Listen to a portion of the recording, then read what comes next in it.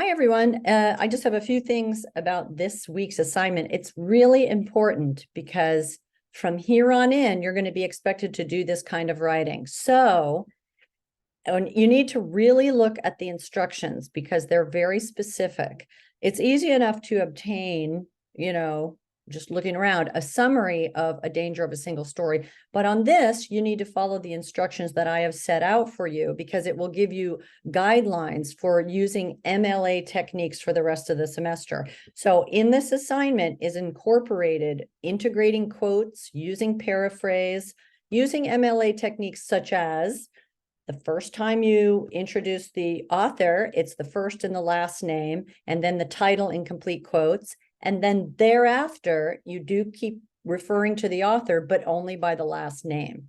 So in order for you to help you really learn this, I've done a terribly mean thing.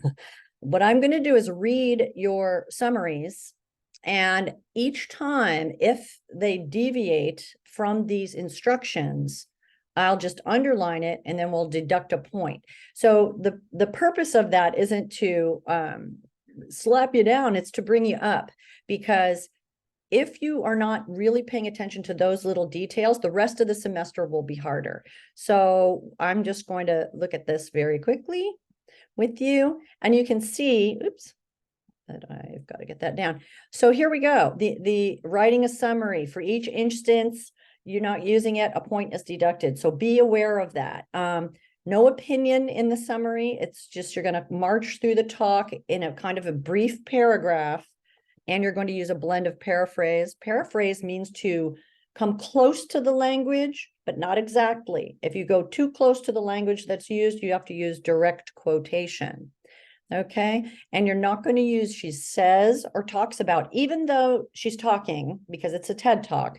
Just for the practice of it, it's more precise to use the word. Is she reporting? Is she inquiring? Is she relating? Is she remembering? There are more specific words to use than says or states.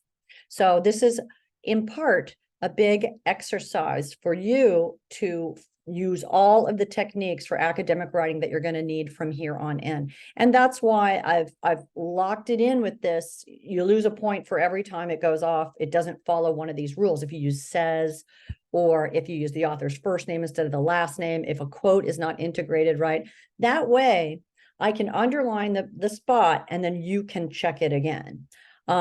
Because like I said, you can easily find a summary of this text, but they're really various and they tend to be generalized. But here we're practicing integration of quotations and integrating direct quotation, just a few words, not 2 lines. Those integrated direct quotes are in your sentences, not just plopped in there as a full sentence.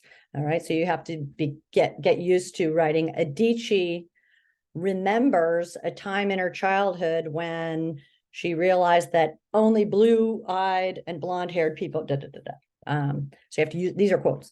So integrated quotation. We have lots of how-tos on this, and I'm going to include them in this announcement for quotation. Anyway, so read the examples. You've got examples and you've got lots of instructions. So again, I'm sorry for I'm going to take away a point, but I think it actually is helpful because it gets you to go here and here. Look at the instructions, look how you did it. Look at the instructions, look how you did it.